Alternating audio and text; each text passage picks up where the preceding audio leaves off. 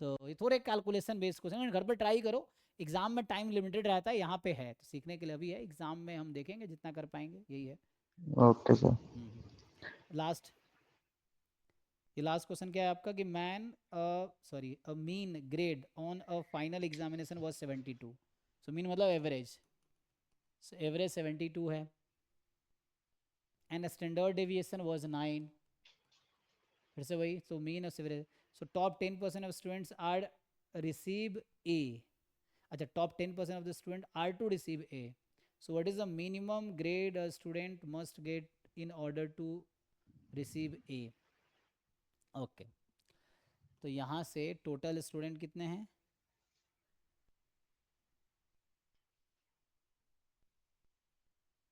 10% student को receive ए मिलना है, तो इससे हमें कैसे पता चलेगा?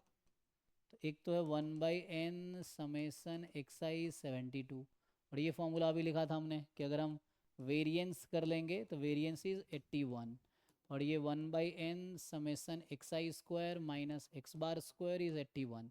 ये डिस्क्रिप्टिव में ये फॉर्मूला, जैसे ई एक्स स्क्वायर माइनस ई एक्स का होल स्क्वायर है, तो डिस्क्रिप्टिव में ये आ जाएगा, यूनिफॉर्म डिस्ट्रीब्यूशन काइंड ऑफ ले सकते हो आप।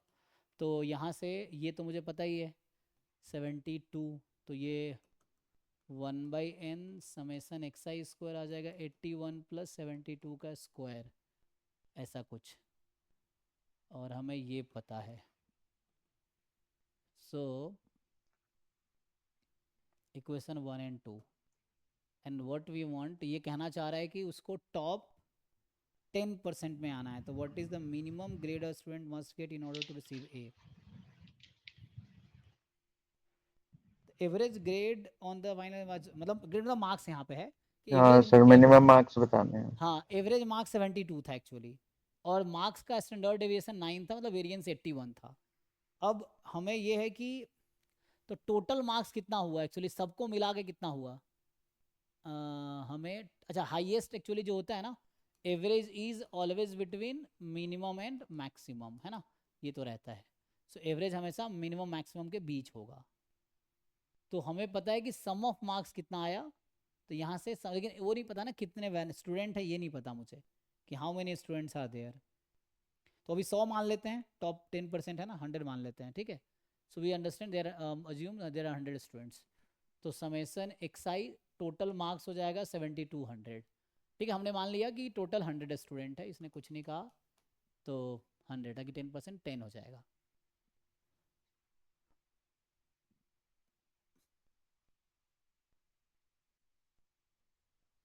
अब हमसे पूछा गया है कि what is the minimum marks कितना होना चाहिए ताकि वो टॉप 10% में आ जाए। तो कैसे उसको ब्रेक करोगे आप? मैक्सिमम एवरेज मिनिमम ऐसा रहेगा डिस्ट्रीब्यूशन, और ये वेरिएंस हमें उसमें हेल्प करेगा, ठीक है ना। सो वैरी कैसे कर रहा है उसके हिसाब से, so variance the difference of studies ना। तो एक फॉर्मूला होता है ना मैक्स मीन का एवरेज के साथ।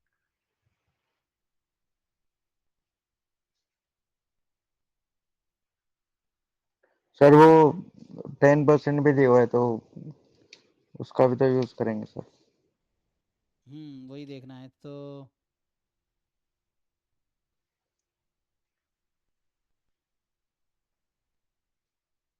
सर मैं तो इसमें चेबीशेफ लगाया था, पर उससे कुछ आया नहीं सर। नहीं लेकिन मिनिमम है ना, तो हमें इसमें एक्चुअली डिस्क्रिप्टिव का है, तो ये रैंडम वेरिएबल का नहीं है, तो हमें इसमें डिस्क्रिप्टिव वाले कुछ फॉर्मूला देखना पड़ेगा कि मीन और वेरिएंस से मिनिमम मैक्सिमम कैसे आइडिया मिलेगा, ये देखना है। How to get idea of minimum maximum from the average. अगर मुझे एवरेज पता है ना, मैं दो इक्वेशन पता अभी कि आप देखेंगे, तो हमें ये समझ आ गया कि टोटल मार्क्स जो है वो 7200 है, और यहाँ से हम ये भी निकाल लेंगे, अगर ये मल्टीप्लाई करेंगे सो 8100 प्लस जो भी 72 का स्क्वायर इंटू 100 आ जाएगा, जो भी आएगा। सो ये हमारे पास डेटा बस इस क्वेश्चन में है। अब इसके बेस से मुझे बताना है कि टॉप 10% का क्या रहेगा। तो आधे बच्चे क्या होंगे, एवरेज के ऊपर होंगे, आधे एवरेज के नीचे होंगे, यही ना। 70 के ऊपर आधे होंगे, नहीं एवरेज है ना, आधा नहीं तो मीडियन में होता है, तो यहाँ एवरेज मार्क्स है actually. So it's average marks is 72।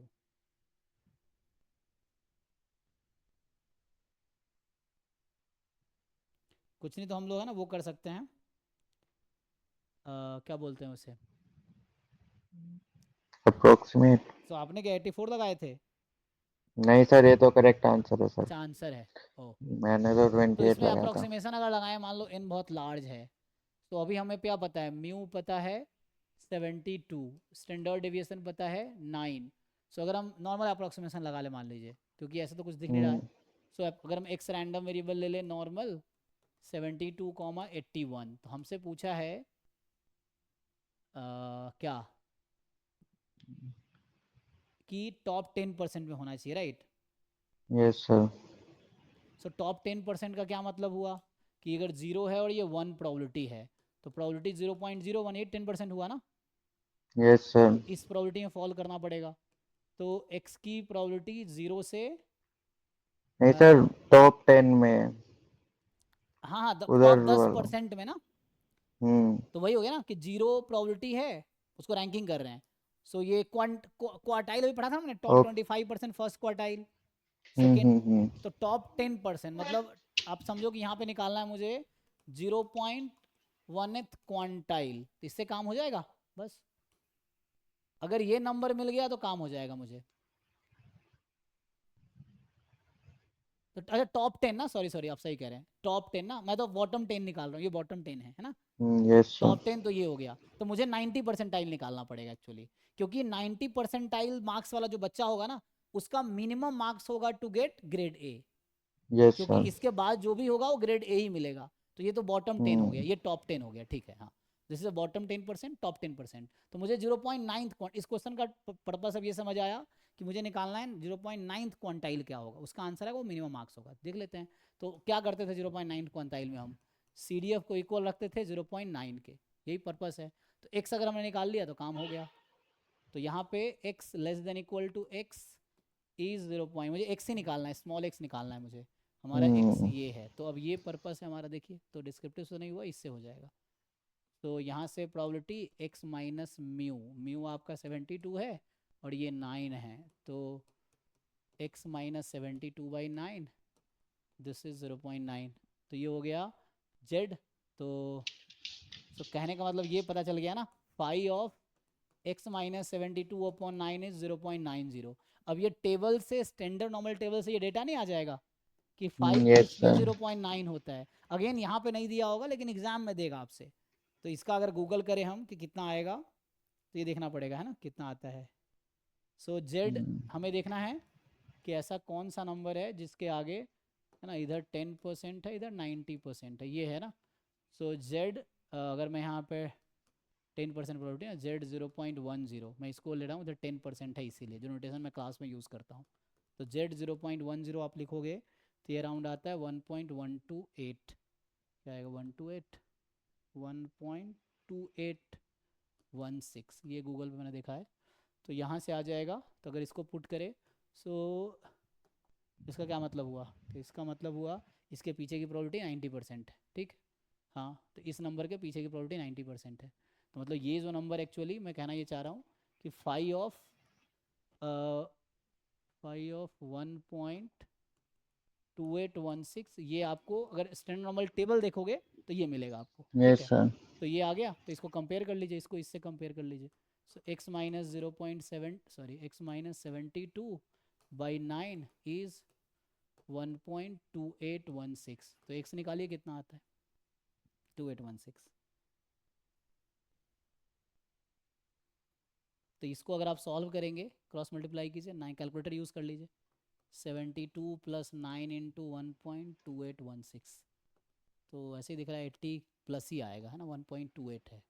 तो मे बी 83 पॉइंट समथिंग आएगा शायद, 83 पॉइंट समथिंग, लेकिन ग्रेड जो है ना वो यस सर, एक 83.53 है आ ना। रहा है। तो इसका मतलब है कि होल नंबर तो में ही मार्क्स होल नंबर में ही दिए जाएंगे है ना, यहाँ पे ये है। Yes sir.